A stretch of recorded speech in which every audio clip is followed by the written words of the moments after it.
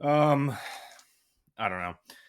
What's the deal with really subpar Pittsburgh hoops teams walking off Ohio State basketball teams? What's the deal with it? That's a horrible bit to open the show. Play the fucking intro. Uh, First down, goes to the sidelines, has a man wide open. It's tipped. MJ Devonshire got face. He's going to take it to the end zone. Pittsburgh takes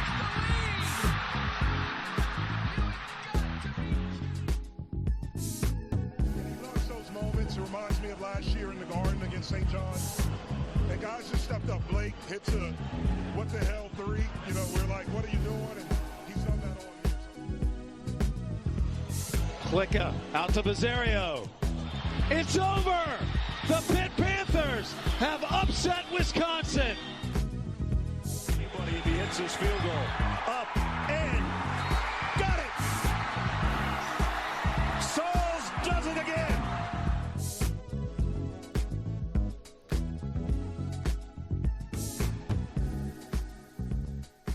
what is up, everybody? Welcome back to Simplify Podcast. I'm your host, Zach Kaminsky. And joining me today, because my other co-hosts have been abducted and sent to a black site in an unknown nation, is friend of the show, returning champion, probably has made the most appearances on this show. Like, just offhand, you know him, you love him. Dom is money of Inside Pit, right? The Inside Pit, yeah. That's Inside Pit. I remembered it this time. Dom Campbell, what is up? I'm just enjoying the first week of December. Got some snow on the ground. It's really Christmas time, Zach, I will say. I've had my lights up since before Thanksgiving. I was a little bit early in that, but I just like my lights up. Unfortunately, in Maryland, I don't get snow. It just gets really cold and rainy. So I don't get any of the benefits of winter. Like, oh, it looks nice, or it's snow. Maybe I don't have to go to work today. No, it's just really cold and shitty, and everyone drives even worse than they would in snow. I did open the show with a bit. This is a jam-packed show. We got a lot to talk about. You'll probably see it in the episode description where I put some. I've been writing some crazy episode descriptions. If you're following along, I've been losing my mind for most of the last half of the football season here. I want to start off with Pitt hoops. I know last show I said we're not going to talk about Pitt hoops, and then they did something cool. They walked off Ohio State for the second year in a row. I was going to go to the game and I didn't. I'm still kind of fine with not going. Very cool to see. Very cool moment in the Pete for all the students and people who went to that game. I really got the last 4 minutes, so I guess I have to say good job to Cam Corner making those free throws, put him in the position, and then even crazier shot than Zach Austin's last year. That was, I didn't think that was going in at all. I was like, wow, that's a bad heave. Oh my God! Yeah, what a game. I mean, just talk about the last play before we talk about anything else. I mean, that was the same exact play they ran last year. The difference is that instead of Jalen Lowe taking that shot, well, so essentially, like last year, it was either Jalen Lowe or Zach Austin takes the shot. So Jalen Lowe kicks it back out to Zach Austin. He takes the three. They win it. And in this one, Barry Dunning was the one who gives it to DeMarco Minor. Minor then just says, "Screw it, I'm going to go and I'm going to pull it up." And a wild buzzer beater, incredible shot. Place went crazy. It wasn't the most packed place, obviously, for reasons we know, but great atmosphere. The fans are really into it, and that was a fun moment. And one thing I will say, that was the last buzzer beater walk off because Zach Austin had 0.4 seconds left. This was the end of the game. No set time left on the clock with the buzzer beater. The last time that happened for Pitt, March 4th, 2010, Ashton and Gibbs against Providence. You haven't seen that, go on YouTube. That's a great moment as well. But regardless, what Yeah, thanks for the wild way correction. to beat Ohio State twice on the same play, just two different ways. I'm not gonna compare him to Blake Hinson. It was a Blake Hinson style three. Like, why did you take that? Okay, all right, fine, it went in. I don't have much else to say. That was very nice. I didn't watch the rest of the game. I was busy. I'm hearing they played another game. I didn't watch that one. I had other. I was booked. It's D&D night. I'd rather play D&D than watch Pitt basketball. I'm sure you're gonna regale me on why that was a good idea. Well, it was a good game for a lot better than they could have been. I mean, the difference between Ohio State and Texas A&M was that Ohio State, they got out to a 16-4 lead against Texas A&M. They go down 14-5, but then they come back and they make it a game. At halftime, they got it within 1 point. They even take the lead early in that second half, but then Texas A&M goes on a big run. They're up by 12 points, but then they commit a technical foul.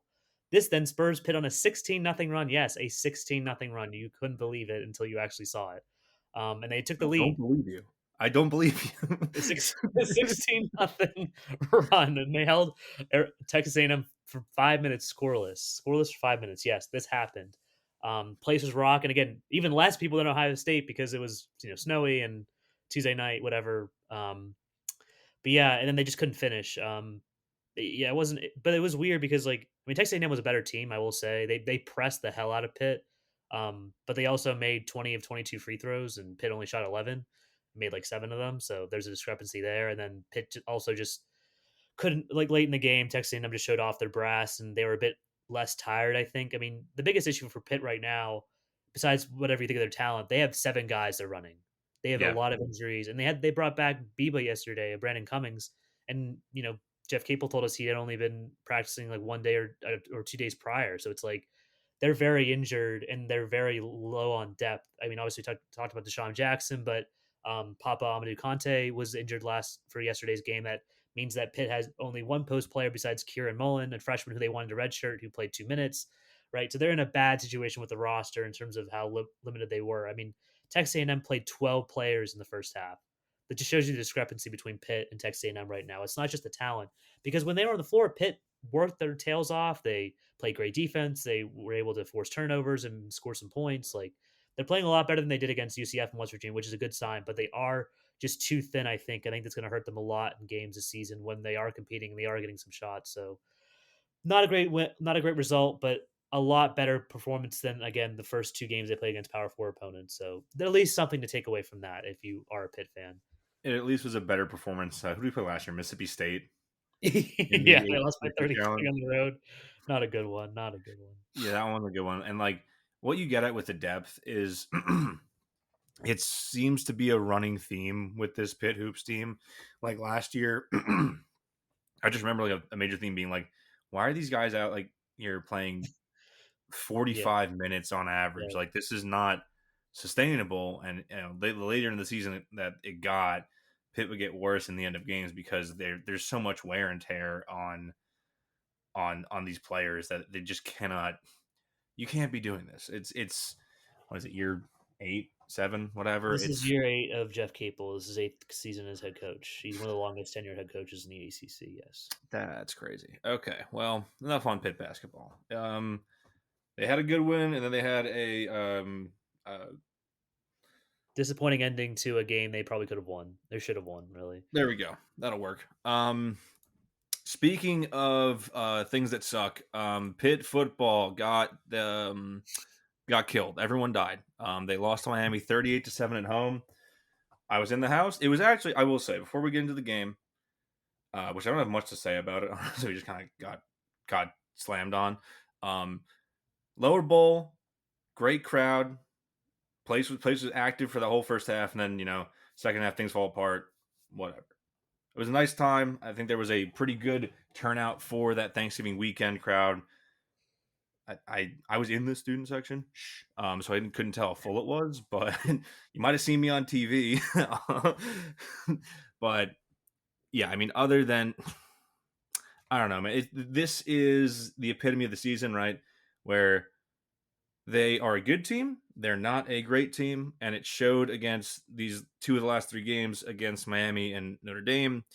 The offense, while they had some success early, enough to keep it within 10 points at half, they got completely sat on the second half. Just nothing got working. And then I think the defense, well, they played well. They knew that they had to keep everything in front of them because, like we said, Carson Beck can't throw deep, but Miami knows that. They don't throw it deep. They had Malachi Toney throw multiple deep balls in this game, which concerning for Miami moving forward. Well, I guess Carson Beck's not going to be there, but they had the right plan. They just had a bad plan to stop Malachi Toney in this game. The one thing I remember is that they were manning him up with Kyle Lewis, and while Kyle Lewis is fast and a great athlete, they would motion Toney across the field and just get him wide open in the flats, and Lewis is going to be a step behind emotioning Malachi Tony, who is a track star.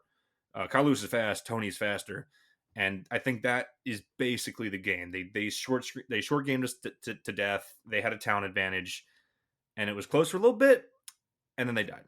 What can you do?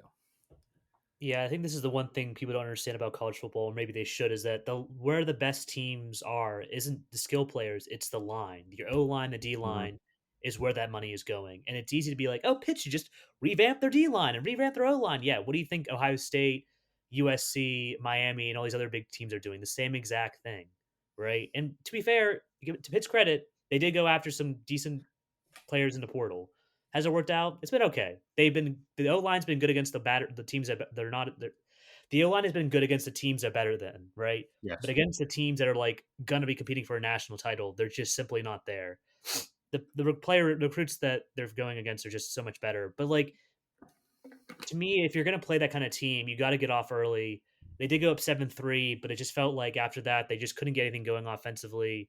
Um, and I think you're right about Tony. He was just spectacular on the day. Was just where he needed to be every single time. Made the right catches, and it's always very interesting to see Kyle Lewis be deemed a safety as in the NFL, because to me, I think he's still better at a linebacker position. I don't like. Do you think he's fast enough to be at that safety spot while Uh, you're neutralizing his talents as a tackler, as an enforcer on in defense? I think he's still good in coverage, but should he be in the secondary is the question. That's a different discussion, but um yeah, I mean, I guess on that, like, it's also covering Malachi Tony from a linebacker spot is more yeah. difficult than covering him in the safety spot. I think I'm not an NFL scout. I might be talking on my ass. I think him being listed as a safety is straight up a size thing. He's on the smaller end of linebackers because he's so Right. athletic, and I think that's why a lot of people view him as a safety. I just want to say, Malachi Tony, 13 catches on 15 targets, a buck 26 and a touchdown, and that crazy one-handed catch. I got to give hats off to him. He was really good. He had 5 carries, 29 yards, and he was 1 for 2 passing with a touchdown. Um, Sometimes there's just a really good player on the field. I want to circle back to the O line because I was thinking about this at the gym today. Um, what if I told you the most? Because this is the first year in a couple where they haven't had a season-ending injury to an offensive tackle. What if I told you the most impactful injury on the O line this year would be your backup left guard in Ryan Coretta? Well, they had Keith Cuvea get injured for the year, right? Well, Before yeah, I'm saying a tackle didn't go down for the year, but I'm yeah, right. I saying mean, that's pretty weird, but you know, right. Percy was out for a while, but he wasn't out for the year. He did come back. Right. So Percy came back, but when we were playing Stanley at guard, especially against Georgia Tech too, I didn't have a good vantage point from my seats, but Georgia Tech really went after Stanley in pass rush, and then I think maybe got 6 sacks in this game, which is the same. Just honestly, going to my head, probably less than I would have thought coming into this game. Um, I mean, I don't know. This is you can just clearly chalk it up to, hey, they have 2 NFL players on the D line. They have an NFL wide receiver at 18, who their OC Shannon Dawson did a great job of getting open. They played within Carson Beck's limitations. You know, he had a good day. He only threw short passes, and that's what they're going to do because they're not going to ask him to throw it deep. Um, Still sucked. Also, shout out to number 8, the backup QB on Miami, was talking a crazy amount of shit to the student section. He was having fun with it. Hats off to you. Didn't get a snap, but he was having fun with it. Yeah, I mean, it is one of those games where, like, usually sometimes Miami is just like, oh, they're underachievers, blah blah blah blah. This is a good Miami team, man. This is one of the better Miami teams Pitt's ever faced. I think in the Yeah, AACC. I think they really like. This is better than that 2017 team that they upset clearly because they because they won that game with Kenny Pickett in his first start. So clearly, I think this team is probably the best Pitt's faced in the ACC. I think, and that's not a. I mean, credit to Miami for building an actual team that isn't just a bunch of high tier recruits. They actually are a good team, and if they make the playoff, we'll see about that what that happens. I think they're a good team. They will give teams fits. They beat Notre Dame this year. They're not a joke, right? So I mean, no, yeah. Hats off to Miami. Sort of what I said after the Notre Dame game. This was always in the realm of possibilities. I thought the cold weather would be more to our advantage. It was a little bit warmer at kick than I thought it would be, which funny if the colder it got, the worse we got. unfortunate. I don't know. Whatever, man. Overall, we're 8-4, and I think after starting 2-2, I'm kind of fine with that. Um, what also started 2-2. You don't get you shine new quarterback without starting 2-2. So we'll do full season retrospective once we get into the bowl game. Not going to go too deep into it here. Short matter is that game sucked. We have 8 wins. I think when we were doing our season preview pods, both you and Steven were like, I think this is an 8-4 team. Yeah, And you that's guys what I are said. right. So Yeah. hats off to you guys.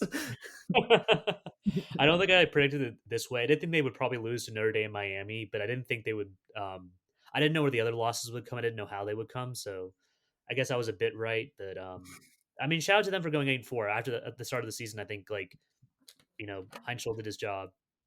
They beat the teams they were supposed to. Good October. And they set up, hey, you got game day. You had a chance to make the AC championship game. Yeah. What can you say? Dude. You know what I will say? With how SMU lost that game in the nightcap, and I was like laying on a couch watching. I'm just like, oh my god, what are you guys doing? At least we didn't lose in like close, heartbreaking fashion. Because if that happened, and then SMU proceeds to Right. blow it against Cal, that would have been pretty unbearable. So at the very least, we lost big. So I didn't get my hopes up at all. I'm still a little bit mad because Cal went and did that. I forgot about that until right now. Which now we have Duke in the ACC championship. We'll get to that. I don't know. You want to get into? I mean, I guess the championship Sunday matches we'll go over. I think I'll just hit on the ones that are important that have playoff implications. North Texas at Tulane is frankly a playoff. That's a playoff playing game. I don't think that James Madison has a path unless we'll get to that. BYU Texas Tech might be a playoff playing game for BYU. I don't know if they'll knock him out. The committee kind of does whatever they want. Georgia Bama. If Bama loses, they should be knocked out. They should not be ranked number 9. That is insane. Indiana Ohio State's for the number 1 seed. It's probably gonna be a great game. 1 versus 2. I'm excited for that one. Glad that's the nightcap. And then Duke versus Virginia. If Duke wins this game, I think that Jim Phillips should be shot, the commissioner of the ACC, for setting this 4-way tie in which the worst team gets in. And frankly, if I'm Jim Phillips, I'm going to the refs and going, if Virginia doesn't win, I am like shooting your families into the sun. We cannot do this where an unranked, because frankly, if Duke wins this game, they're not going to be ranked in the top 25, and James Madison will make the playoff. So, just Virginia win this, please. Even though you're kind of not. I mean, I guess they're were they not 10-2, right? 10-2. I think so, yeah. But I mean, credit to Virginia for the way that programs turned around in such a short amount of time. I mean, how tragic it was 3 years ago when 3 of their players were killed to now being a chance to make a playoff. I mean, it's just incredible. This is a basketball school. This is a basketball school. And the football team is on the verge of making the college football playoff. I don't think anyone would have believed you if you told that 3 years ago. So shout out to everyone in Virginia for getting that done. But obviously still need to win that game against Duke. But I will say, though, this is why we must return to tradition. The ACC Coastal and the ACC Atlantic. Bring them back and make this a thing.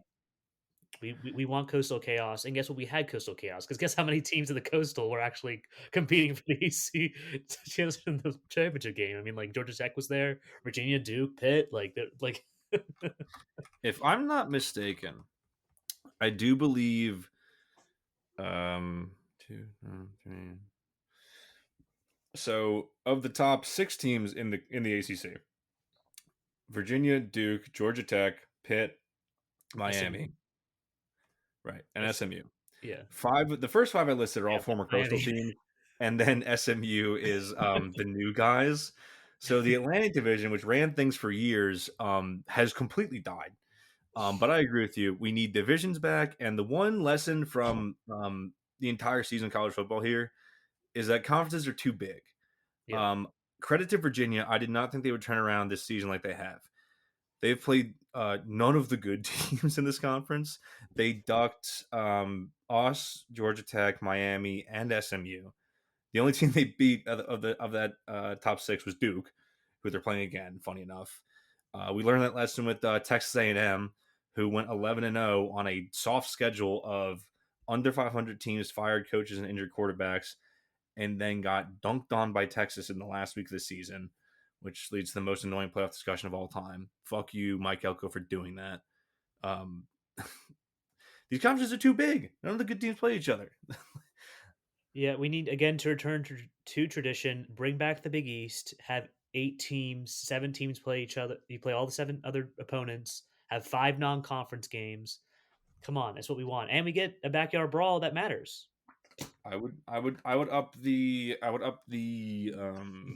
conference sizes to 9 or 10, depending on how many conference games you want. I think you need to have a minimum of 8, but everyone has to do the same number, and everyone's going to 9 now. But I mean that'll help a little bit, but conferences are still too big. They're still too big. Divisions were good. All this divisionless stuff, it's been a mistake. We need to return. Return. Yeah. Like we could go even further back and make everyone an independent and get rid of conferences altogether. Yeah. Okay. So east of the Mississippi, there are no conferences. They're illegal. West Coast, you do your thing. Texas. I know you had the Southwest Conference, Pac-12. No, we're the Pac-10 again. You guys have been around long enough. You get grandfather in. If you're east of the Mississippi, no, you're all independent. You're scheduling each other every year. Go nuts. I just want to say on the playoffs real quick, I did allude to this. I think that having Alabama at 9 is a travesty. They almost blew it against Auburn. They needed refs' help to beat a really bad Auburn team. Miami still being below Notre Dame is absurd. Like this, I think the committee is like, they've just gotten pretty naked about how everybody in running the sport is stupid and doesn't understand it. Like, yeah, all the people running sport, like bigger conferences, bigger conferences, worse schedules, conferences don't make sense, and also a playoff selected by people who don't watch the games. And so we have number 9 Alabama, who is 10-2, and I don't think should be below Miami or Notre Dame. So, there we have it, folks. Good stuff from everybody involved. Everything I don't know. The other rankings are fine. They should keep Texas and Vanderbilt out. I think they're cooked. I think they are too far out. Having them at 13 and 14 respectively, I think that's the right move. Neither of them deserve it. I don't know. You got any thoughts? I don't. The Miami Notre Dame stuff's really weird. I feel like head to head's got to matter a little bit, right? Like if you like, it does. Like they're like within 2 spots. I'm not talking about volleyball yet, but like they're really that's a big thing in the committee where they're like, yeah, if you beat somebody, like that matters. Obviously, the record is such a big discrepancy, it doesn't. But like if it's close enough, like you're gonna count the head to head, like it matters. Right, and they have the same record. But their logic is, well, we can't compare them unless they're actually right next to each other. So we're going to keep them at least 1 spot away the whole time. It's just like, you know what? The humans are so bad at this that I rather at this point just like bring back the BCS, because then we can just blame it on a robot, and there's no subjectivity. It's just the robot is bad at its job. But at least at that point, the robot's just like, I have these numbers and I've spit them out. Humans like, well, they're not in the same pod, and we think that Alabama actually had a good win against an Auburn team that's missing a ball and fired their coach. It's like, I hate you. I hate all of you. You're making this sport actively worse. That's enough. I'm going to say something crazy about the committee if I keep going. I'm going to close that tab so it's out of my mind.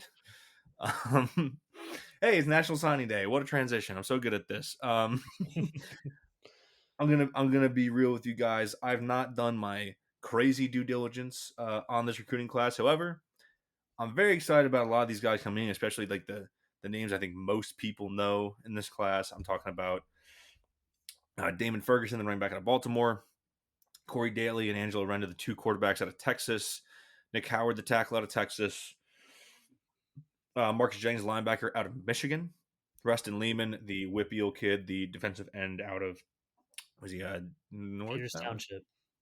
Well, I mean, what high school? Peters Township High School. Oh, okay, duh. Sorry. um, oh, it literally lists it. I'm hand up on that one. And then Deron Barksdale out of Steel Valley. He's playing safety, right? Yeah, I think they're having as a safety, but he played like a load of corner this year. He can do basically anything, but yeah, he'll be safety, I think. Yeah, and then I'm a little bit interested in Wyatt Villarreal, the tight end out of Texas, sort of in that Max Hunt build where he's really tall, a little bit underweight, but he interesting as a pass catching tight end in this offense. Depending on how you look at it, whether I use 247 on three is a random number generator. If you use on three for their rankings, you're depriving yourself. They just don't make any sense. They have anywhere between 3 and 4 stars if you go either by composite or 247 rankings. I think it's a really solid class. I think they got really a lot of good players. The two quarterbacks is a move that's necessary given the expected quarterbacks that are going to be moving on from the team this season. So you need to refill that room because as it stands right now, you're a couple injuries away from having a walk on as getting major playing time. Which, listen, no hate on David Lynch. You just don't want to walk on quarterback playing like that in like 99% of cases. Yeah, I mean, talked to Campbell today. Obviously, every natural signing day we talk to Pat Narduzzi, but mostly he just talks at us, and then we talk to the position coaches afterwards. Talk to Campbell about the quarterbacks. Likes them both. These are obviously two different types of quarterbacks. Daly is huge, 6'6", Mhm. and Rendo is smaller, 6'1", but both are both they're big wood time winners. They win a lot. Renda is on one of the best teams in the country, South Lake Carroll. If you want to look at the players on their team, they're damn good. Yeah, And Corey Daly's he's got that Ohio State commit wide receiver who's insane. I was watching like Renda's tape just to bring this up, right? And I was like, damn, that wide receiver is really good. I wonder if he's up. Nope, committed to Ohio State. But he's up for National Player of the Year for Max Preps, I believe, right? yeah, Right. they're going after a state title in Texas, so he'll definitely be in that realm again. Same. He's I what think he's same high lost school once as a as starter. Ewers, right? I believe What South Lake about him? Carroll. Renda, I think is I just remember it from the Clemson Texas playoff game last year. They were showing like all the Ewers and Klubnik going against each other in high school. I believe Yeah, Ewers went to the same high yeah. You went to school. South Lake Carroll, so same high school as Rendo. Yeah, and also I forgot to mention just before you go back to the quarterbacks, um, Jaden Dunbar, 6'5" wide receiver out of Hell Georgia. yeah, hell yeah. You this will be very simple analysis. Pitt has not had a big, tall wide receiver in a very long time, and wide receiver is 6'5". Now, if anybody is a listener of Blowback Season 4, there's a Charlie Wilson quote that I'm going to make a play on here. You can teach them how to play wide receiver. You can't teach them how to be tall. And I'm a simple man. I see a really tall wide receiver. I'm like, great, awesome, throwing the ball, jump ball. Sorry, back to the quarterbacks. Yeah, I mean, I think there's just lots of things to like about both these guys. I think the biggest thing to like is that, Campbell was like, I'll take as many quarterbacks if I can, right? He loves competition. He wants like as many of his guys ready to go when possible. He doesn't want to just have like one starter and then like that's it, right? And there's obviously benefits to that so that you have like an understandable depth. But the problem is injuries and like if players don't play well. I mean, we saw it this year. Eli just wasn't the guy he was last year when he was doing well. And you need Mason to come in. He comes in and he does well. Imagine if you don't have Mason, Yep. right? This is a bad season of Mason Heinzel. It's not on this team. But thankfully, he played as well as he did, the 18-year-old true freshman. But anyways, both these guys I like a lot. I think they're going to work in the system really well. I think it's going to be a good battle. We'll see what happens. I mean, to be fair, I fully expect these guys to redshirt next year. I don't expect them to be playing. I think like at least looks like Cole Gonzalez is coming back. I don't know I how believe if he has the year of eligibility, which would he make him we talked about this earlier on the podcast. He never burned his red shirt at Western Carolina. So because he right. only appeared in 4 two or games. three games this year, Yeah, 2 games. Yeah, so yeah, so he's good to go. And then also on top of that, both quarterbacks, just like Mason last year, are enrolling early. So that's yeah, also huge to get them caught up and like caught up on the playbook during bowl practices and stuff, depending on when they end up enrolling. Yeah, that was really cool for Mason. He lives so close to Detroit. He was like, "Yeah, I'll just go practice with the team before Yeah. the season. I'll just come. Yeah, I'll come around." But yeah, there's just that is another thing to talk about. 16 of the 21 guys are enrolling early. That's such a big thing for Pitt. I mean, that's not an easy thing for a senior to do. Is to like leave high school and be like, "Yeah, I'm going to go play college football now." The 16 of 21 guys. I think that's probably some sort of record. That's what Pat said. And like, if only 5 of your guys are not coming until the summer, a lot of those guys are going to try to compete for some playing time. And I think that's what you want out of your freshmen, right? Yeah. You don't, I mean, quarterback's a bit different, but you don't want freshmen to be like, yeah, I'm not going to play. You want these guys ready coming on campus and ready to go. And I think like the most of these guys look pretty good, but and I like just to end on the quarterbacks. Yeah, both of them are going to be really solid players. I think Renda's really good on the run, can make a lot of plays, extend plays. Daly's obviously got good pocket presence, but also can move. He is a very successful in both baseball and basketball. So I mean, both athletic guys, both ready for the Bell offense. And I think if something happens that Mason's not there, injury wise, he's not transferring. Right, Yeah.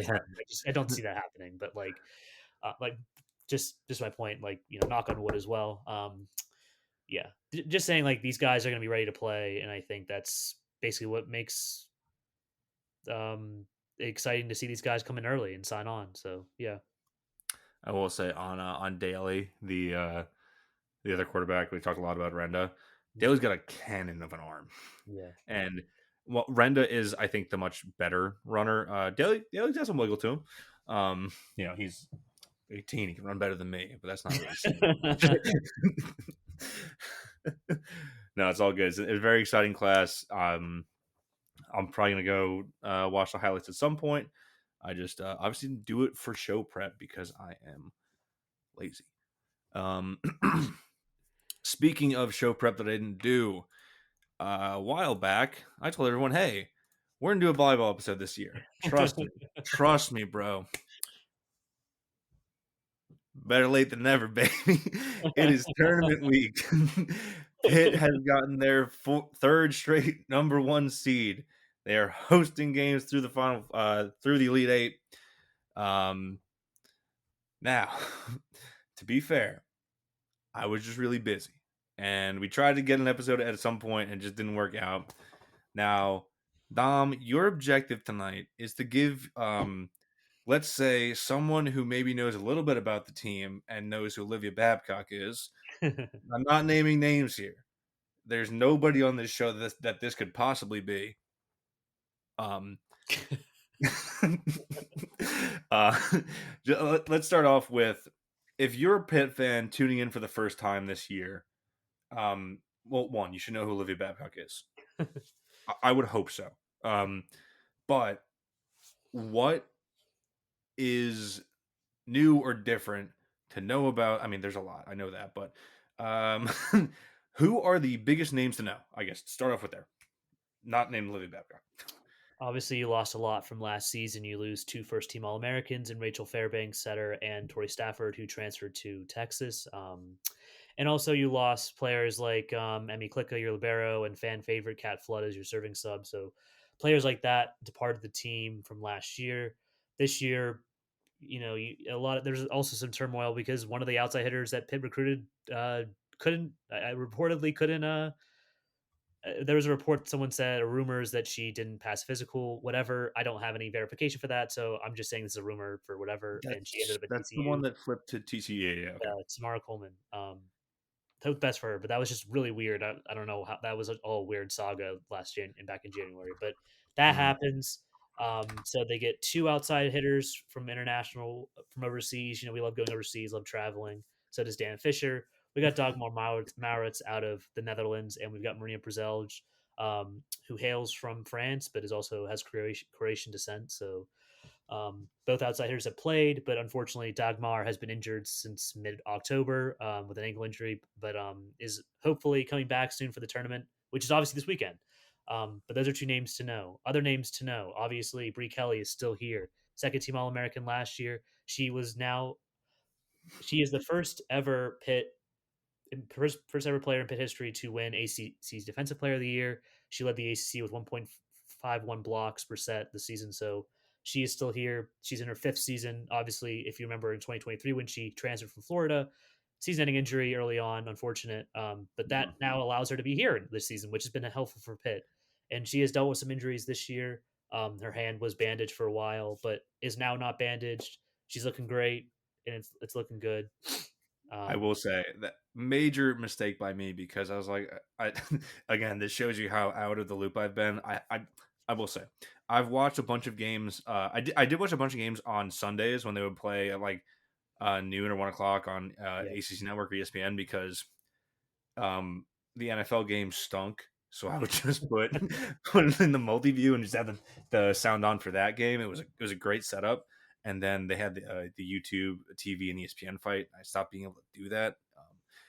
Yeah, Bree Kelly, Riley Jones, both of the middle blockers, really good players. You should remember them from last year as well. Riley Jones, hey, she was on the podcast a while ago. Go and listen to that episode. Not right now. After you finish this one.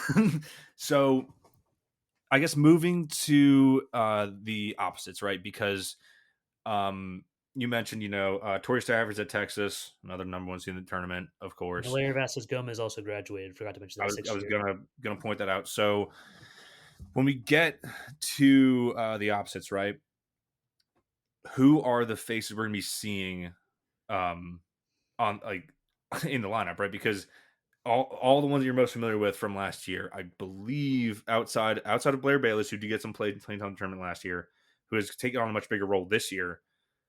I guess we'll start with She's her. the only remaining outside hitter from last season, and she's been starting and been pretty solid. I mean, I think people worried about her defensively or maybe her passing, on defending and serve receive, but I think she's been pretty good overall, and she's been very consistent. Um, and then Marina has been starting, as I said, because Dagmar's been out, so those two have been the starting outside. They've been pretty good. I think Marina's been a good server. I think she's been good defensively. Would like to see her a bit more forceful on the attack, but I think she's been fine on that front. And then you also have Oregon transfer Sophia Gregoire.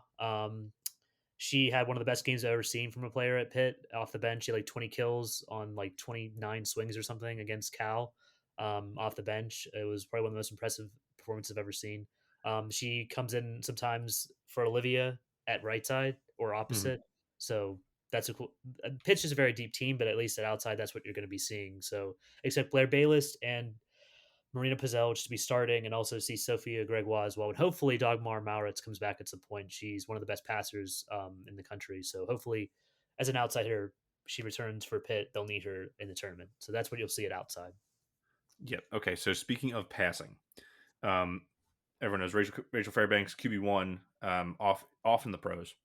Um, who are we going to see setting? Because if you've been watching the tournament the last 4 years, or watching Pitt volleyball at any time in the last 4 years, um, it would be a guarantee that you would just see the ball get popped up from 10. And it's going to be it's jarring. Trust me. The game's like, where's Rachel Fairbanks? Tom, who's the setter? We got Brooke Mosher, a transfer from Illinois, and she's been pretty damn good. I don't really know what else to say other than I liked what she's done. She's been brilliant with Olivia Babcock. Olivia doesn't get to the stats she's done this year without her. Yep. Obviously, Rachel Fairbanks was a great setter, but Brooke Mosher has just found this sort of connection with Olivia that it's like right there, right where you want it. And also, what's made Brooke so valuable is she uses a topspin serve. So obviously, if you watched Olivia in the past and you saw her jump and hit the ball as hard as she possibly can, Brooke is now the person that does that, and Olivia takes more of a softer serve, which we'll talk about in a little bit. But that allows Pitt to have a dominant, a bit more of an efficient, powerful serve, and to have the setter do that has been pretty cool. So she's been great doing that. But also, one of the most important things to know about Brooke Mosher, she also was an outside hitter at Illinois at times. So you'll see her with some incredible setter dumps and just some fantastic swings as well because she knows how to do that, right? So instead of it just being like a little tap over the net, you might see her smash a ball right in front of someone's face. Not a problem for me. And as a Pitt fan, you shouldn't be complaining. Not at all. I was gonna say, what was the team she had like the reverse jam against recently? Was that Louisville Peterson Event Center. yeah. If you liked the little, touch pass, Rachel Fairbanks dump offs, Mosher's got some style. She Yeah. can. I will say before I ask my last question here, I did want to bring this up because when I was watching one of the games, one of the few games I was able to watch, right? I noticed that at a certain point in the season, Liv had stopped doing the topspin serve, and I thought I was going insane. So I actually thought I was like, "What? No, this isn't right. I'm not. The broadcast is wrong. What's going on here?" It's just as much as we love to see a topspin serve, it can be a bit volatile. So Mhm. at times she has served in the net or served it out of bounds.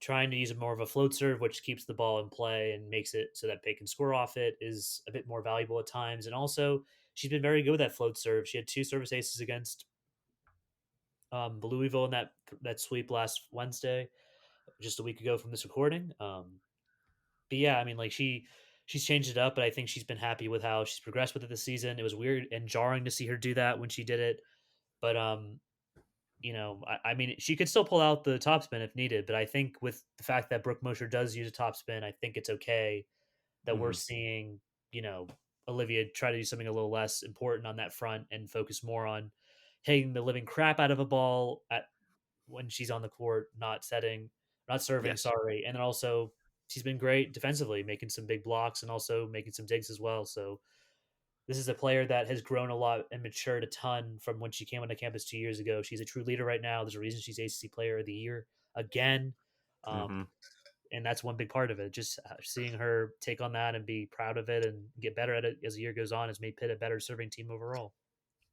Yeah. I don't know if this is a hot take, but I feel like, and this is a feeling. This is not something I'm knowing stats back up. Right. The topspin serve from Liv was awesome to watch when it worked. There were far too many times, especially later in the tournament last year, where it didn't work, where that volatility really hurt Pitt, and she would get the service line and immediately just error, and ball would go right back to the other team. Um, Again, feelings not backing that up, and I think that if she's not having to worry about a serve that's volatile, it can be seen as like stopping a run or like giving the ball back to the other team when they're on a run, right? I think that does help her game. It keeps the pressure off of her. As well as and then going back to Mosher, who does the topspin serve now. She's good at it. She can do it. Let her rip it. And you said Liv doesn't get the stats she does without her. We mentioned on the show where Liv broke a school record for kills with 41 in a set, and then like a week later broke her own record with what, 44, right? 45 against North Carolina, fifth. Yeah. 45. Thank you. I undersold how good she is. She is. Listen, it's a good team. It's very funny that, hey, I think coming to the year, like, yeah, this might be a rebuilding year. A lot of new faces. They got a gel. They kind of struggled early on, and what do you know? Dan Fisher's done it again. 1 seed playing in the Pete. Last question before we look at the bracket itself. Is there, and this is just me not knowing anything, so is there a cat flood style serving specialist on this team? Well, I'll try to extend it a little bit. They're not really. I think Mallory Meyer is still a serving sub, but really at times this has been a bit different because the libero position is not set. It's not just Emmy as it was last year, right? So it's Emmy Mm-hmm. Klicka. They have Mallory Meyer who started. They've had Emery Dupes transferred from Florida State, who has started. And they've also had Izzy Maston, who was 17 years old when she joined. She reclassified. She was supposed to be part of the class of 2026, joins early. So you have 3 liberos who can come in and serve. Izzy Maston serves as a sort of serve specialist. And also another player who was out last year with injury, setter Haiti Tatuawa, is another service specialist. She had a great service run against Louisville in set 1 last week.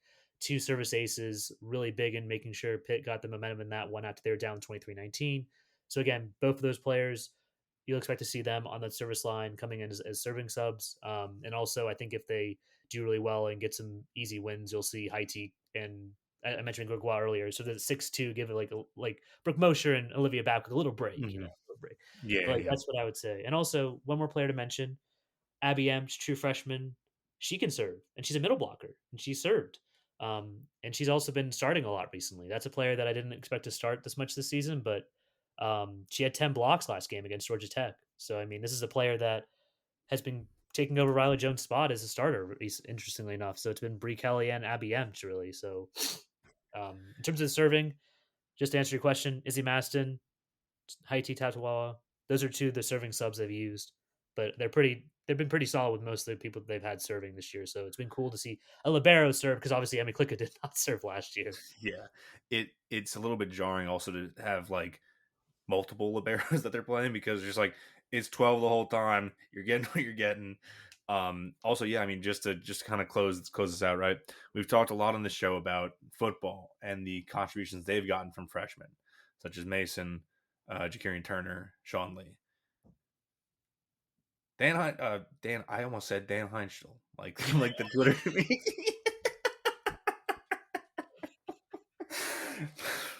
Calm down. Um, Dan Fisher is doing a great job with his freshman recruits as well. He gets them ready to play. They get ramped up throughout the year. He uses teams that are not on Pitt's level to get them ready to play. And by the time the tournament comes, they're ready to go. And speaking of the tournament, um, is it crazy to say that I like Pitt's quadrant a lot? I don't like who is on the other half of who's the other number one seed on our side. Is that So fair to say? that's fair to say. So obviously, Pitt got the last number one seed. They were fourth. So that means they will play the number one team if they make the Final Four again, and that is Nebraska, who is Womp undefeated and womp. beat Pitt in 4 sets in the first match of the season. Now, granted, that was almost more than 4 months ago, almost more than 3 months. It's more than 3 months ago now, almost 4 months ago. But this is a great Nebraska team. They were great last year, but they got reverse swept by Penn State in the Final Four. But they're back, and they got a good players, and that's going to be a tough matchup if Pitt does get there. So, but I like this Pitt team a lot. I will say, not to get too ahead of myself. I do think this is an interesting Pitt team, and I think they are. The only thing I'll say they have an edge over last year is they are far more deep. They can rely on lots of different players to do lots of different things. Last year, it seemed like their top players were incredible, but beyond that, it was a bit like, I don't know, like what's going to happen here, right? You don't have that worry this year. It's like they lost their starting outside hitter and Dagmar Maro. She's been out for almost 2 months, and Marina comes in and she's been great. She's been doing pretty Yeah. well, right? So like overall, I mean, Pitt's been good. I mean, like they lost 4 games in the regular season. Yeah, it wasn't like last year when they lost once and only dropped 10 sets, but you know, they did what they had to do. Their objective in the season was we're going to come, we're going to do what we did last year. We're going to schedule really hard, and we're going to play in a good ACC. And we're going to get number one seed. And they did all of those things. They beat Louisville twice. They beat Kentucky. They beat Arizona State. Right? They beat a lot of teams that were really good. They beat SMU twice, who's in their Right. bracket. That's if we're talking about a quadrant. That is a team that's really good. Number two, they were remember last year that they were also number two, but they lost to Yes. Missouri in the second round. So Missouri went to Pitt, and then they lost to Kentucky, and Yes. Pitt played in the Elite Eight. But that's the thing is that I think this SMU team, which is rebuilt with tons of transfers again. Shout out to their head coach, Erger, I think her last name is, and she's just.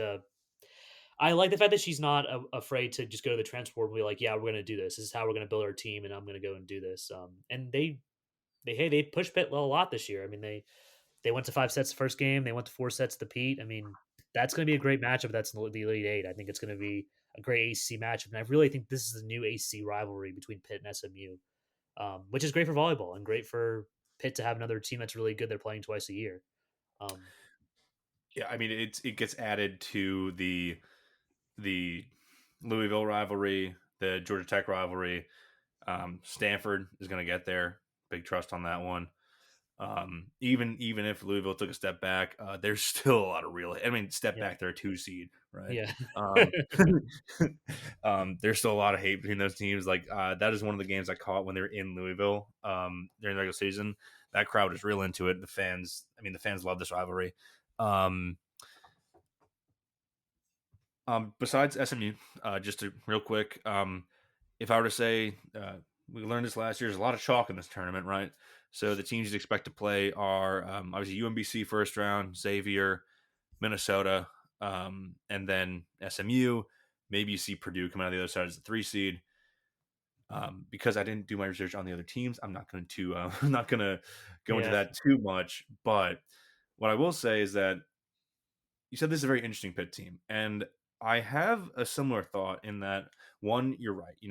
Last year it was a team where the top 6 players, where everyone knew you were getting 95% of all plays were going to be those 6 players. I mean, maybe not that high, but they were playing the overwhelming majority of time on the court. They're deeper, and also I wonder if now that um, Babcock is the unquestioned leader of this team, back to back ACC Player of the Year. I would listen, National Player of the Year. Give it to her again. She's been that good. It's hers to lose.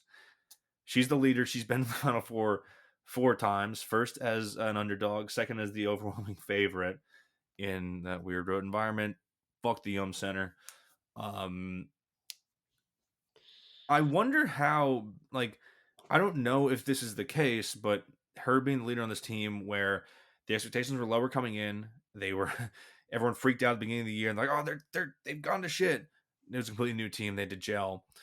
I wonder if there is some sort of pressure lifted from them now that it's like we're still a 1 seed. We've figured it out. We're not the 1 seed, but we still like think and know we can win this whole thing.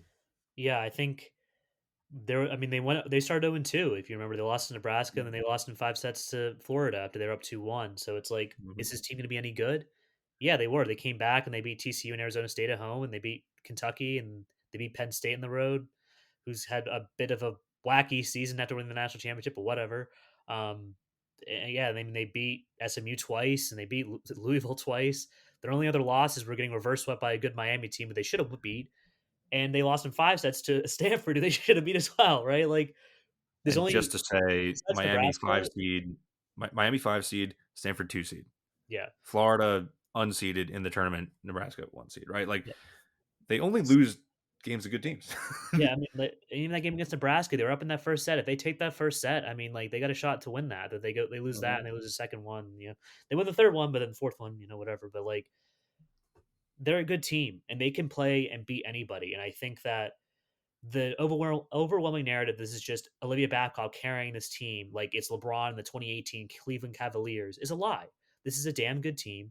And if you don't watch volleyball, then you're going to have those uninformed opinions like that. But if you do and you understand how volleyball works, this is a good pit team. They're deep. They're not as talented at their fronts at top 6 or 7 players as we mentioned, but they are damn good. And anyone can come in at any time and play and do what they need to do. Yes, Babcock is going to be the best player. That's okay. It's okay to have a good player that's exciting and gets a lot of kills. She's a right side. That's what she does. Maybe your Right. team doesn't have that kind of player. Whatever. It's not my problem. I cover a team that a player like that is doing that. But anyways, Dude, it's there's some real hatred in your heart when you're saying that. I can tell. You there's some anger you're taking out with that little spiel there, and I appreciate it because I mean, listen, it's a fact that um she's the best player on the court in any given game, and she's gonna have a lot of kills because she's a right side. But it, I would say maybe early in the year she was actually trying to carry the team because they hadn't gelled yet. And if you watch any of their other games, like Dom just said, it's a team sport. This isn't I mean, it's not basketball where you can have an individual carry a team. You need someone to set the ball. You need people to go on the block and dig out attacks or like when Liv can't hit the ball, other people have to it's a team sport. She's the best player on the team, that's for sure. But I agree with you. She's not like carrying. It's a very uninformed opinion. It's a very good way to put it. I'm sorry. Go ahead. yeah, just to say, like, she is a great player, and if she wants to do it, she's the best player in the country because she wants to win and wants to take on that role. And honestly, if teams are going to stop you from swinging and getting kills, why would you not keep setting her? Like, if, Yeah. if you're going to have 45 kills against North Carolina, like, why not keep setting her? And like, she wants to do that. This is a player that wants to be on the USA team in 2028 in Los Angeles and starting.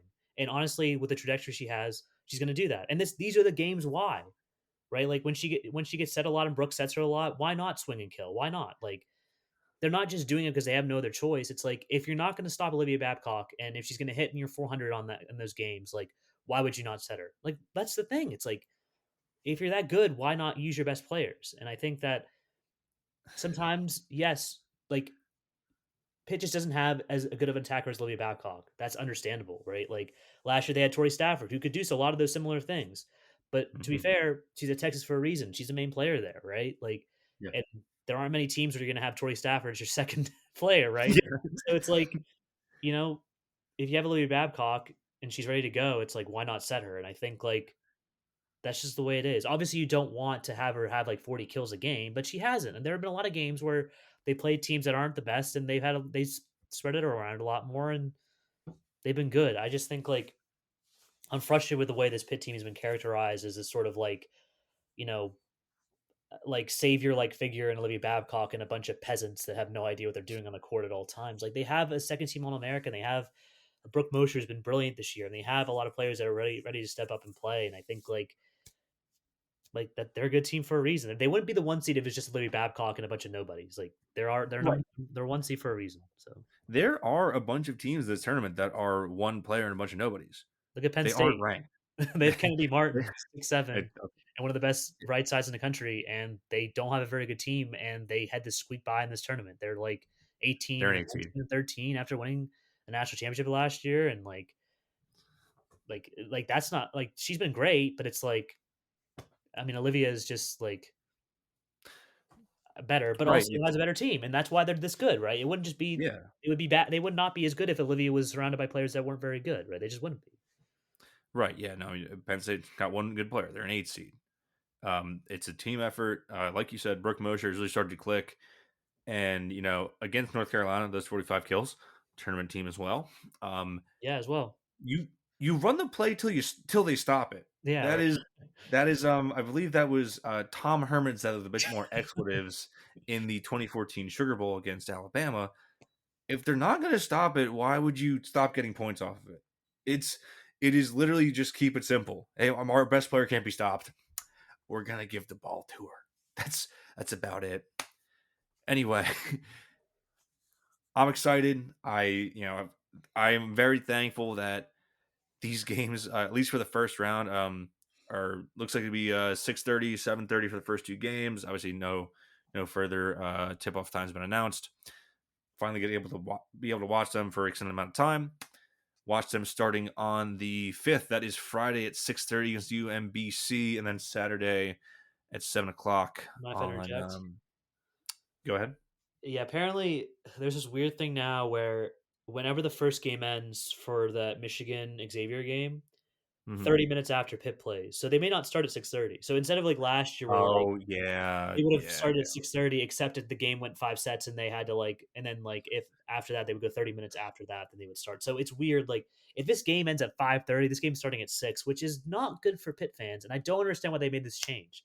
Just keep it at 6:30 or have it later if like the game goes 5 sets. That's okay. Like I I just don't think I think it's stupid. Like this game, the first game starts at 4. What if it's like an 80-minute game? Are they going to start the first game at 5:50? How many fans are going to be there? Like how many people I can mean, get off work and get to there at 5:50?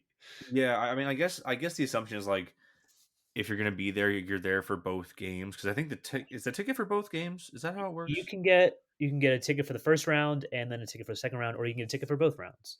I would just No, get I mean not rounds. I yeah. mean like The both. first day is just one ticket. You don't have to pay for Right. two tickets. I think that's the assumption. I don't like that at all. I knew that was the case if they went late. I didn't realize they'd also extend that to early finishes, which is very strange. Don't like that at all. Well, start time to be determined, I suppose. We'll find out on Friday. If they win 7 p.m. on Saturday, that is secured though. If they do win, That's they will locked in. be yeah. Yeah, I remember waiting for like a 5. I think we had like a 5-setter affect us last year too. It got delayed. I don't Yeah, know. UTEP, Oklahoma went to 5 sets, so that meant that Pitt, who they played? Morehead State, they played Yes. last year. That went like later than they expected it to go. Yep. All right. Well, either way, it's turning time. It's fun. We got in the fun. Hey, we did it. Who hit the buzzer beater? Was it DeMarco Minor? DeMarco Polo Minor. Yes. DeMarco. We hit a DeMarco Minor, a Zach Austin on the volleyball show, folks. That's a buzzer beater. We've already gone an hour, and guess what? There's more podcasts left. I've been dying to talk to you about the coaching carousel. I I am Charlie Kelly. I've got red string everywhere. I've got big old map. Lane Kiffin's face has an X through it. We'll get to him. Um, this maybe has been the silly season in memory, and I would say I'd put this above the year that Lincoln Riley and Brian Kelly jumped for different Power 5 jobs. Yeah, this is Like, so much fun, dude. This is so funny. It's so ridiculous. It's just like, forget the games. What are the coaches doing? Like, where do they go? Where are they driving to? Who are they talking to? Like, whose agent is leaking something? Who is the yeah. next person to turn down the Penn State job? We'll get to that. I Real have to say, quick, can I say something before I go? yes. I was offered the Penn State job, Zach. Turned it down. I'm Another candidate is off the board. Okay. I'm just gonna run through a bunch of stuff here. I do want to give just go through it real quick. Thoughts on the hires. We've talked about Franklin, Virginia Tech. At the time, we didn't talk about it. Mark Carney, the interim at Kent State, was promoted to the full-time coach. He went 5-7 at Kent State. That's good enough to get a full-time job. Good hire. Next up, Eric Morris at Oklahoma State.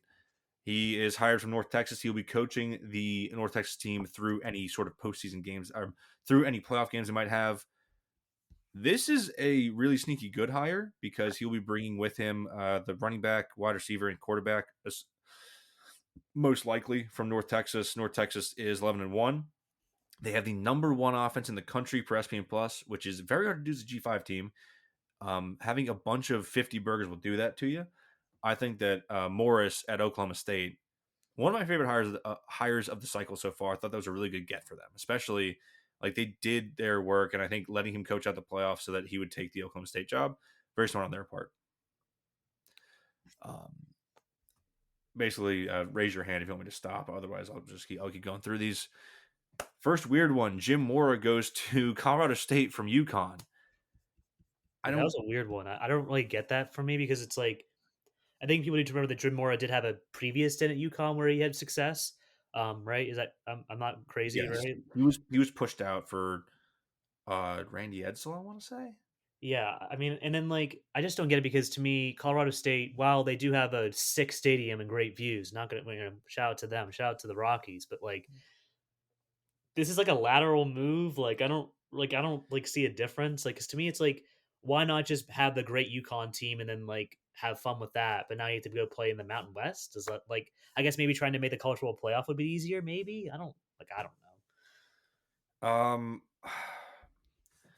I guess for him, the only thing I see is that it's harder to be an independent Yeah, at UConn than it is at Colorado State. Like at UConn, he had a great year. He went 9-3.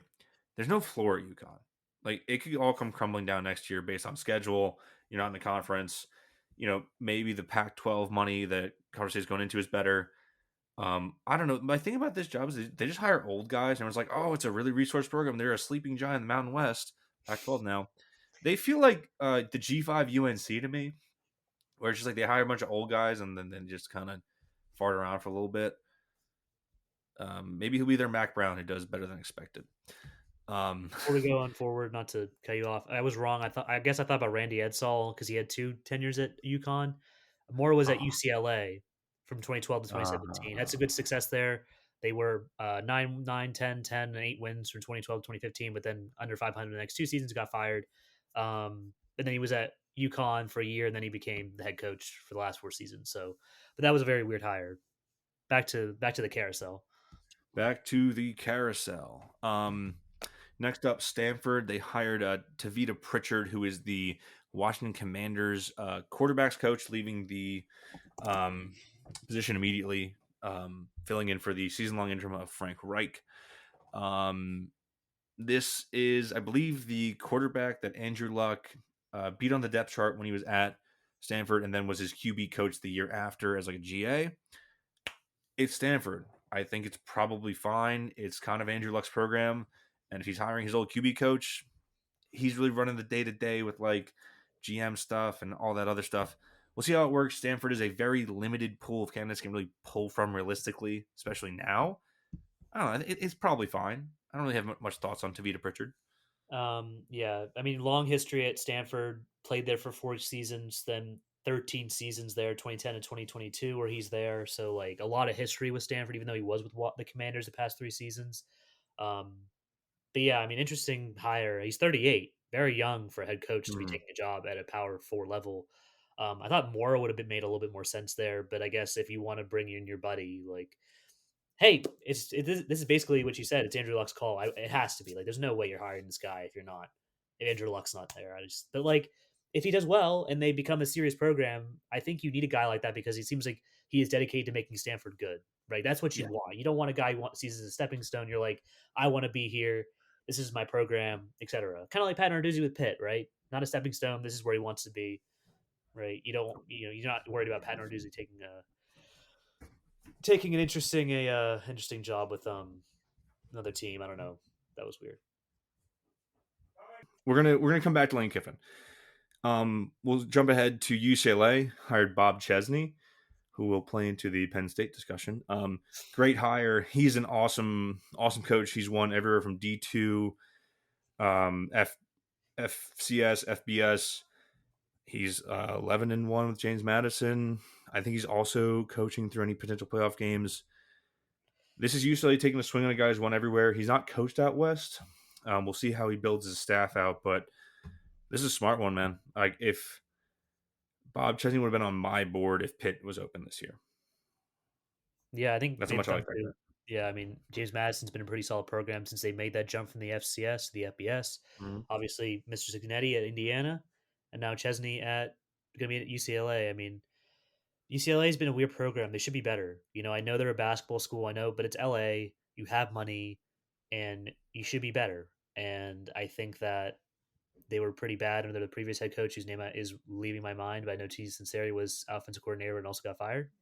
Oh, Deshaun Foster. Yeah, that had the weird interview at the Big Ten meeting at one Yes, time. But yeah, they have to be better. I mean, I know it's the Big Ten, but like you got to be at least a more competitive team. There's no reason they should be as bad as they've been. And I think if Chesney shows what he's done at James Madison, why not? Why should that translate to the West Coast? Obviously, it's a jump, but I feel like good coaches make that jump. he's won everywhere else he's won. He will have a ton of support at UCLA for being a winner. I don't see why this won't work. I mean, they're obviously trying to find their Signetti and like find a guy who's won everywhere and just make it work. It's not a bad bet.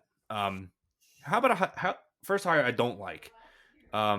Michigan State firing Jonathan Smith, paying something like $35 million to hire Pat Fitzgerald, who I'm just gonna hold on. Let me just pull this up because I want to make sure I am saying this correctly, right? So Pat Fitzgerald, in his last couple seasons at Northwestern, will go in his last 4 years. He was 3-9, 7-2 in the COVID year, 3-9, 1-11, and then was fired under, I don't know how to legally say this, but murky circumstances at Northwestern. He hates the NIL era. He hasn't been a good coach since 2018. This is a confounding hire. Like his style of ball doesn't work. All the other Big Ten West teams figure out you have to play offense now. You can't just do defense like Fitzgerald did for 2 decades. And really, he had some good teams, but it doesn't work anymore. His last good year was the COVID year. Everyone knows it's fake. Yeah, And then he hates NIL, and now he's coming into a like Big Ten has not, who's 35 million in the hole for firing Jonathan Smith. I think this is a disaster waiting to happen. Like outright disaster, fucking awful. I just don't understand what Michigan State is doing. Like, I don't get this hire. They didn't even try it. It seems, and they were late. Obviously, I don't really get them firing Jonathan Smith. Like, I feel like you got to try and give it a little bit more of a chance. But I suppose they must have like donors that are like, yeah, we need to send this man off on a wagon and send him as far away back to Oregon as possible. But I mean, I don't know. Pat Fitzgerald was one of the least inspiring hires I've seen since Kevin Stallings took over as Pitt men's basketball coach in 2016. It's really that bad. Like, this is a guy that is trending downwards. I don't understand why you give him a head coaching job. Like, maybe a job on the staff, but a head coaching job for a guy that hates NIL? Man, get with the times or go home. Yeah. It's bad. It's bad. Um, Kevin Stallings, great shout for that. Next up, Kentucky. They hired Will Stein from Oregon OC. I have no thoughts here. I think it was time to fire Stoops. Fine hire. Stein's a Kentucky guy. Went to Louisville, but grew up a Kentucky fan. I think that's fine to get your guy. Real quick, North Texas, after losing Eric Morris, they hired Neil Brown, who was on the Texas staff. Shout out Neil Brown. Thank you for hiring a very bad DC in the year 2024. Big name here, South Florida, after losing Alex Galesh. They pick up Brian Hartline off the Ohio State staff. I will say breathalyzers in the Tampa area. Start your engines. ATV sales are rocketing up in Tampa. I'm sorry. I don't know. I think it's fine. I think that Ohio State fans don't really like him as a play caller, but he's a fantastic recruiter. He's a Florida ace recruiter. So it's USF. They're just going to do some sort of crazy offense. He wants to get good wide receivers. South Florida is probably the job for it. ESPN's out of date. Who did Oregon State hire? Shepherd. I think they announced this one. Jamarcus Shepard. Oregon State hires Jamarcus Shepard, a Alabama wide receivers coach, I believe.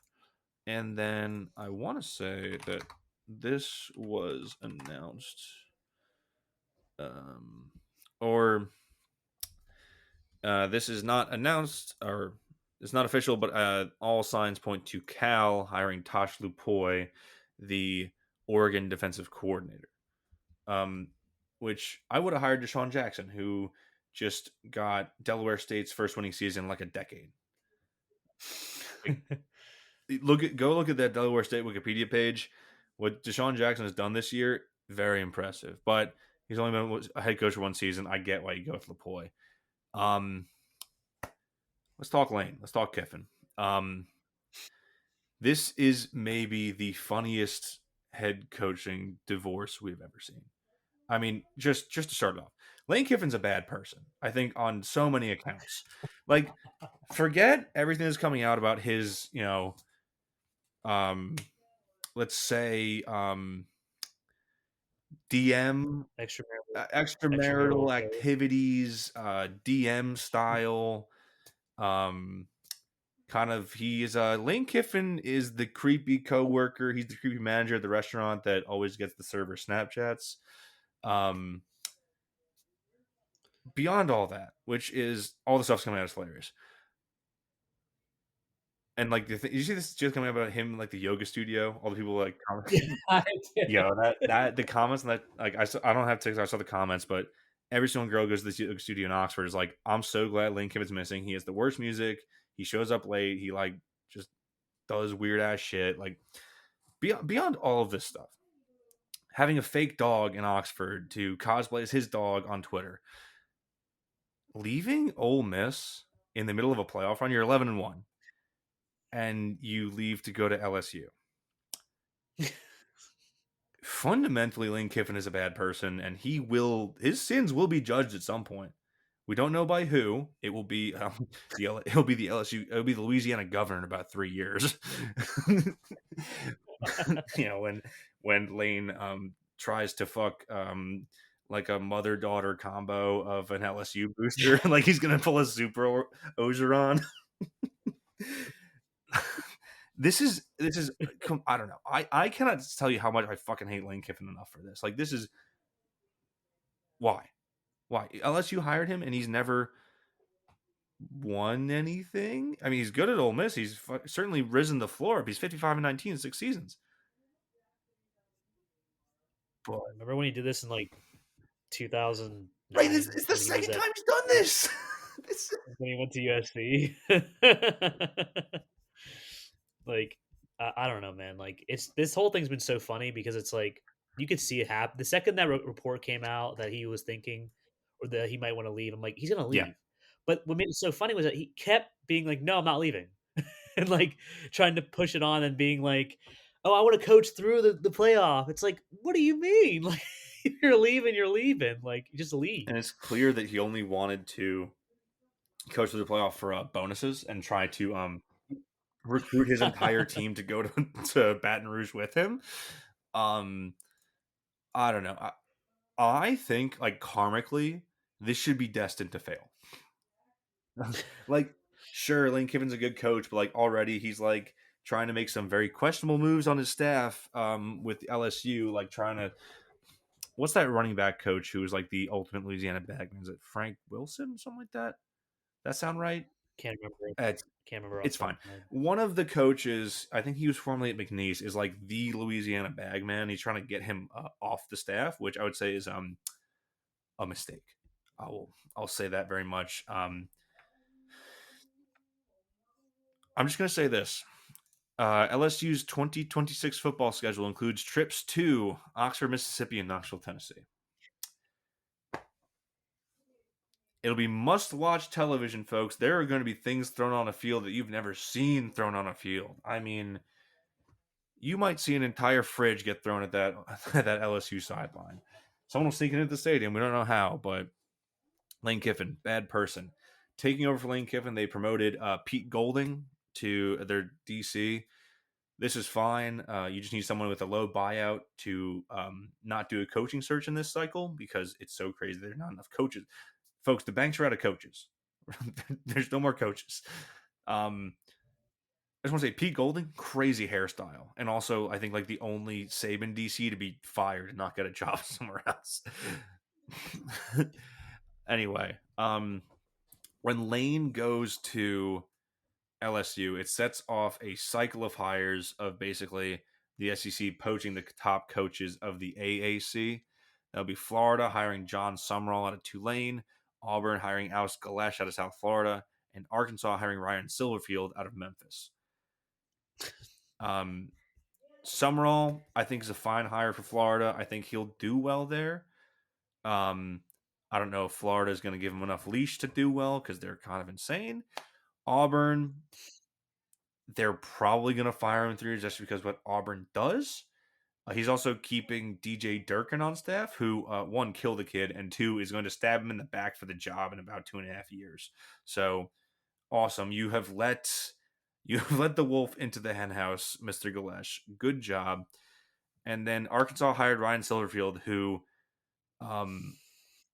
sucks and had one of the most resource teams in the conference, and then blew it every year. Like Memphis should have been AAC champions, like on paper, like the last 3 seasons. I think they are 0 for 3 on that. So Arkansas is gonna be back here in about 3 years as well. I think that's it for the filled jobs. Now, should we talk about the unfilled job?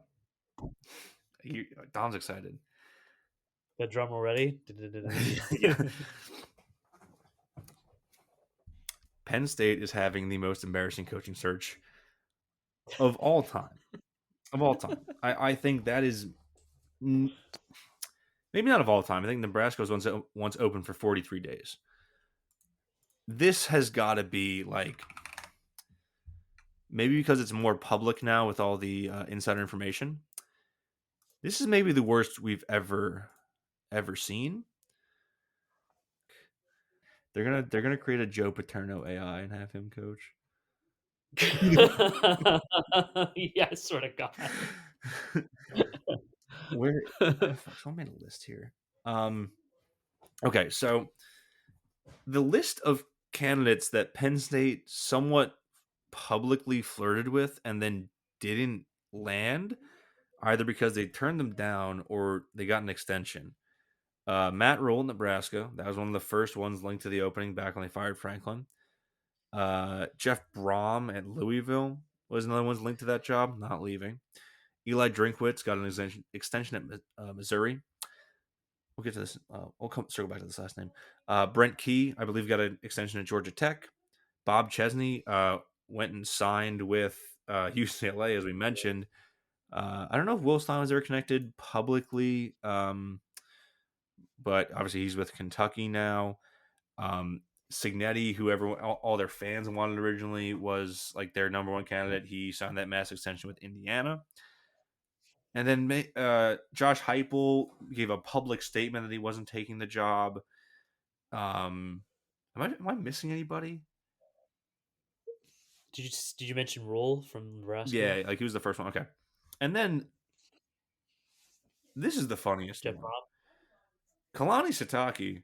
All the reporting was that it was a done deal that he was going to leave BYU and be the head coach of Penn State. Famously, that does not happen. It's a done deal, and then BYU ropes him back in. Again, here's my thing with the possible Sitake hire. That's a horrible fit.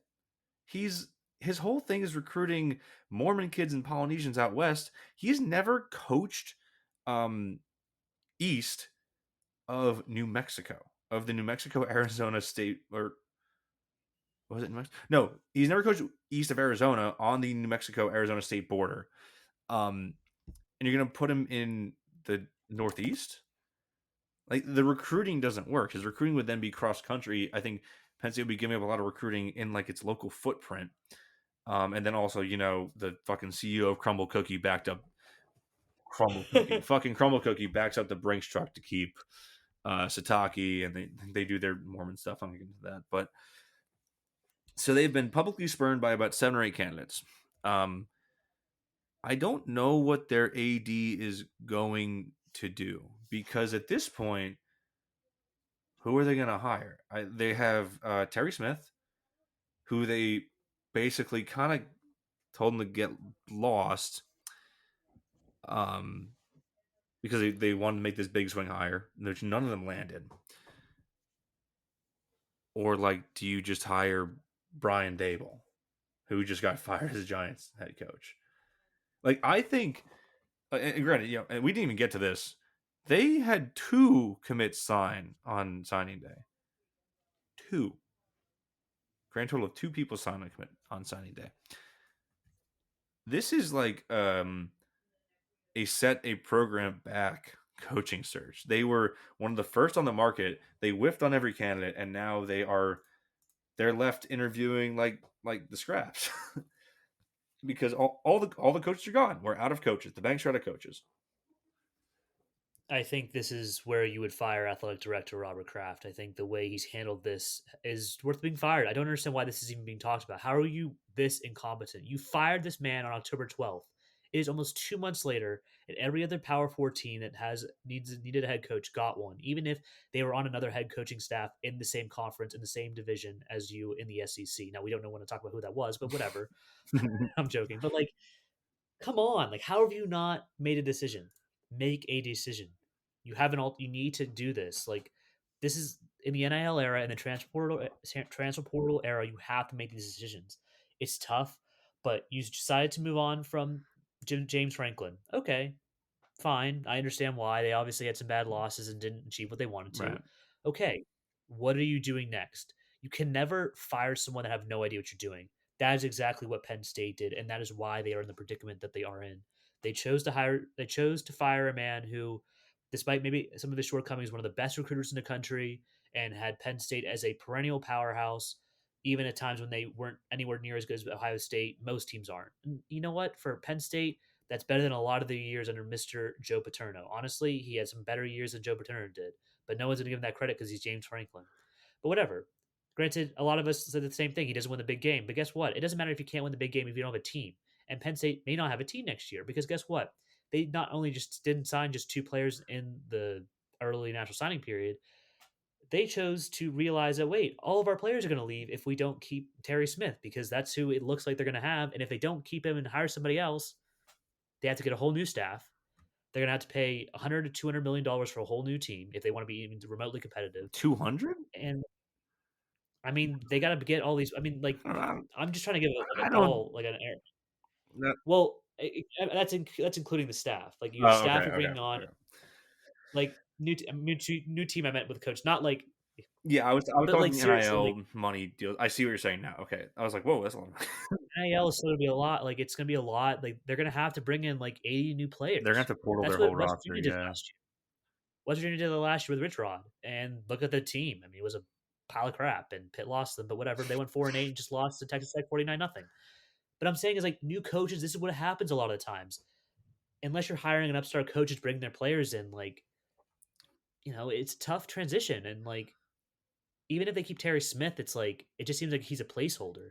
That they're going to wait for the next coaching cycle and then bring somebody new in, Yeah, which then means you're going to have to set things back again. And what if you don't get it again? yeah. Like So, yeah, Terry Smith would be their version of Pete Golding, I think, unless yeah. he like because I from all accounts like he didn't want to like really like he never had aspiration to be the head coach until he was the head coach this year as the interim.